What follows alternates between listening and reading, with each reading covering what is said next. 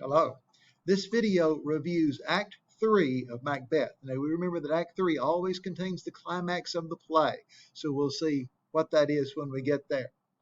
As Act 3 begins, Banquo is talking to himself, and he knows what has happened.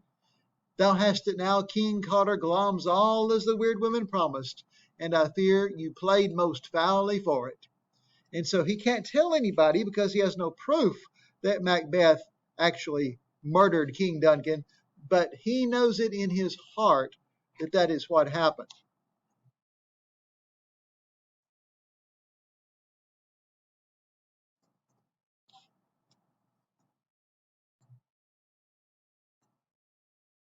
Macbeth notices that Banquo was there.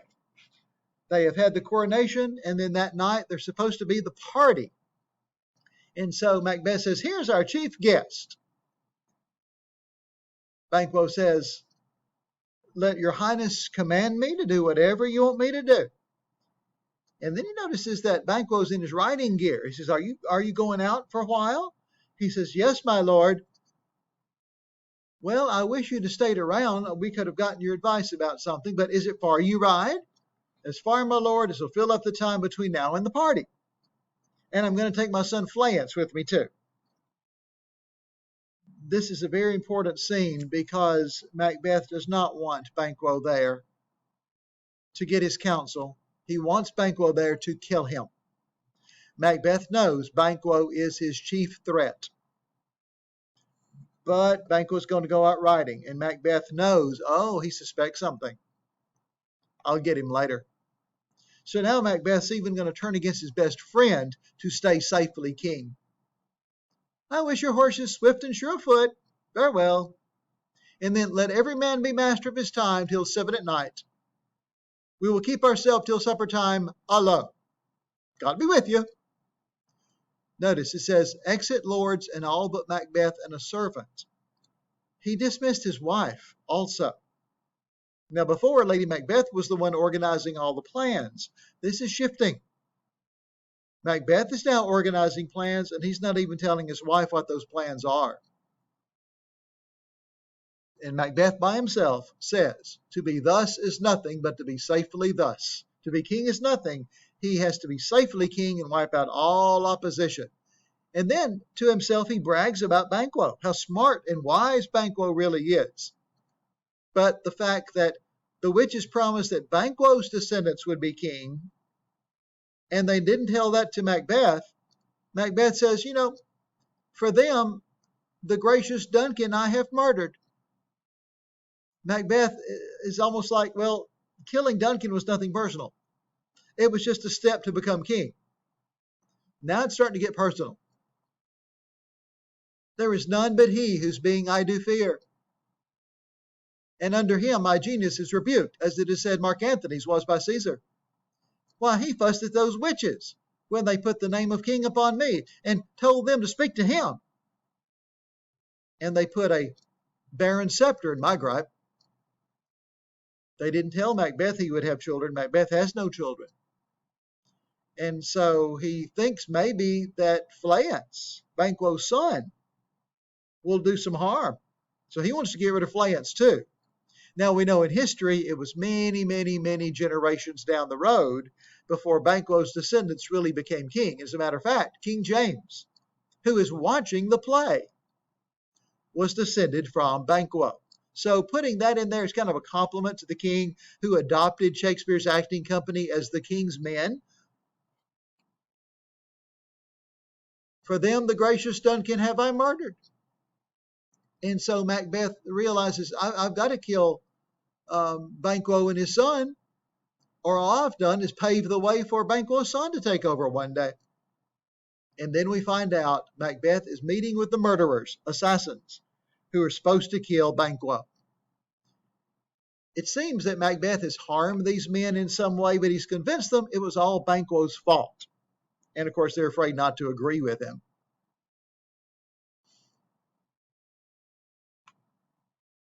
"Both of you know Banquo was your enemy." "True, my lord." "Well, he's mine too."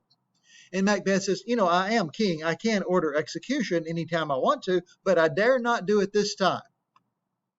for certain friends that are both his and mine, whose loves I may not drop, but wail his fall, who I myself struck down. So in other words, they have the same set of friends. If he executes Banquo, then the other nobleman will turn on Macbeth. He says, so I've got to get you boys to do this. And some part away from my palace, please.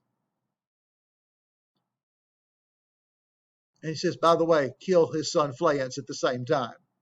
Scene 2. Lady Macbeth has to get permission to see her husband. We find out here how really miserable she has become because they did this thing. And even Macbeth comes in and says the same thing, that he's miserable, and brags, ironically, about King Duncan. How peaceful Duncan is now, how he's resting in peace because he's dead. Macbeth is jealous of a dead man's rest. That's pretty bad. Lady Macbeth tries to encourage him and says, put on a happy face before everybody. He says, I will, and so shall you. So he's getting a little bossy toward his wife at this point. But he admits, full of scorpions is my mind, dear wife. You know that Banquo and Fleance live. She said, yeah, but they won't live forever. And Macbeth says, well, that's true, but, there's something else I'm going to do about it. And she says, what's to be done? And he says, be innocent of the knowledge until you applaud the deed. He's not even telling her his plans against Banquo. You remember back when she received the letter from her husband, she had a prayer to the evil spirits to make her mean enough to kill King Duncan? Well, Macbeth has a similar prayer here.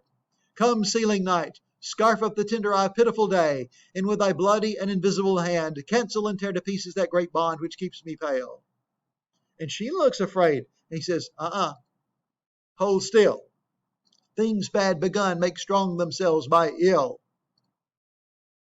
Scene 3. You notice he talked to 2 murderers, but now there are 3 murderers.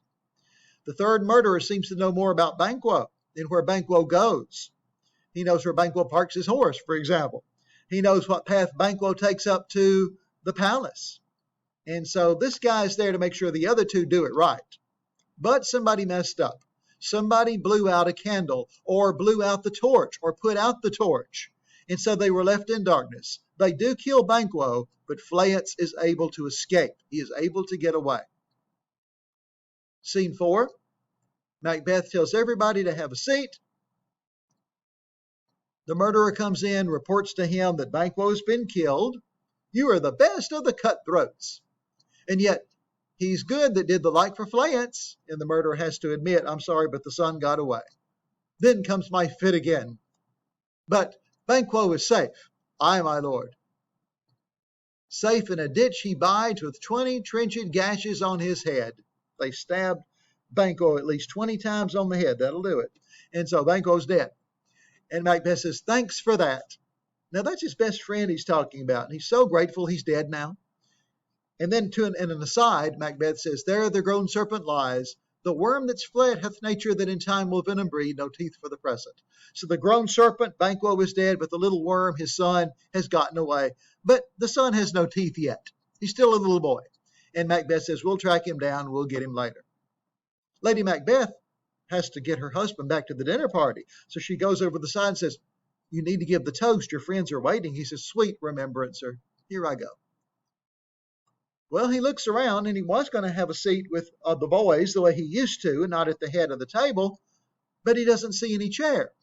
And one of the noblemen says, here's a chair, my lord, but he doesn't see it. It looks like there's a body in it, and there is. The ghost of Banquo has shown up for the dinner party. None of the rest of them can see the ghost, of course, but we, the audience, can, and Macbeth certainly can. And the ghost in Shakespeare's day usually appeared the way it looked at the moment of death. So it's really, really bloody and gory. And Macbeth freaks out when he sees the ghost. He thinks somebody's put Banquo's dead body in the chair. And of course, they don't see the ghost at all. And they don't know why he's going off like this. Lady Macbeth has to make excuse for her husband. Sit, worthy friend, sit. My lord is often thus and has been from his youth. So she says it's a childhood illness. He goes off like that occasionally. Just don't notice it or you'll offend him. So she has to get him off to the side, slap him around a little bit, trying to get him back to reality and say, all you're doing is looking at a stool. There's nothing there. And he can't understand that she can't see it. But She can't see it, and the others can't see it either. Only Macbeth sees it. But then it seems to disappear. And so he finally gets back to his friends and he says, yes, it's a childhood illness. I go off like that. It's nothing to my friends that know me. Don't think a thing about it. Matter of fact, let's drink a toast. Let's toast Banquo, whom we miss. Wish he were here. Then, of course, the ghost shows up again. He was invited. And so this time Macbeth totally freaks out. He says, take any shape but that. Take a shape of a tiger or a bear or a rhinoceros, and then I'd be brave, but don't take that shape right there. Well, by this time, the other noblemen are kind of wondering, what is wrong with this man? What is he seeing? He's seeing ghosts. And it gets so bad, Lady Macbeth has to dismiss the whole company. Now, you can imagine later on when they find out that Banquo's been murdered and Macbeth is starting to see ghosts. Some of them start putting two and two together and wondering maybe if Macbeth is not the guilty party. After everybody leaves except Lady Macbeth, they talk, and Macbeth and Lady Macbeth talk about the fact that Macduff did not come to the party. And Macbeth says, well, he'll get what's coming to him. I've got a paid spy in every nobleman's house. Scene 5 was not written by Shakespeare. It was written by a man named Thomas Middleton. After Shakespeare retired, it was more customary to have dancing and music in the plays, and so most people leave that part out. Hecate is just angry because the witches did not include her in their evil plans, so they dance around her to cheer her up. So Shakespeare did not write that part right there. Scene 6, another one of those conversation scenes. We find out that Lennox right here is talking to an unnamed lord, probably one of the noblemen with a lesser part, and it may have been a rotating part in Shakespeare's day. But he comes right out, and this other nobleman, and doesn't mix any words at all.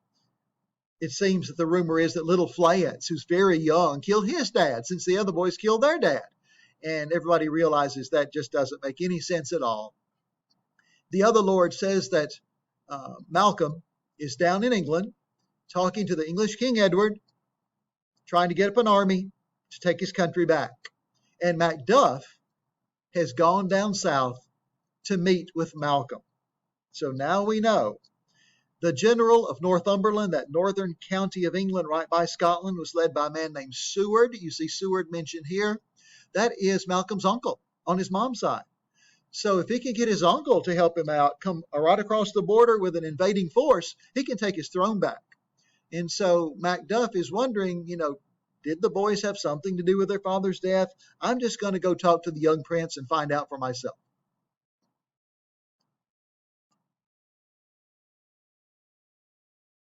They also mentioned the fact that Macbeth noticed that Macduff was not at the party and that one of the messengers threatened Macduff. He did, and with an absolute "Sir, not I," the cloudy messenger turns me his back and hums, as who should say, "You'll rue the time that clogs me with this answer." And that well might advise him to a caution, to hold what distance his wisdom can provide. Some holy angel fly to the court of England and unfold his message ere he come, that a swift blessing may soon return to this our suffering country under a hand accursed.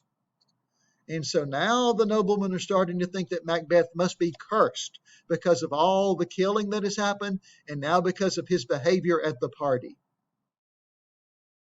So the climax of the play? A lot of people think the climax of the play was when Banquo was killed, because that shows how far Macbeth is willing to go now to stay king. Other people think it's the dinner party, when he freaks out at the dinner party and all the noblemen now are starting to doubt Macbeth and wonder what's wrong with it. So it's your interpretation, but those are two good candidates for the climax of the play.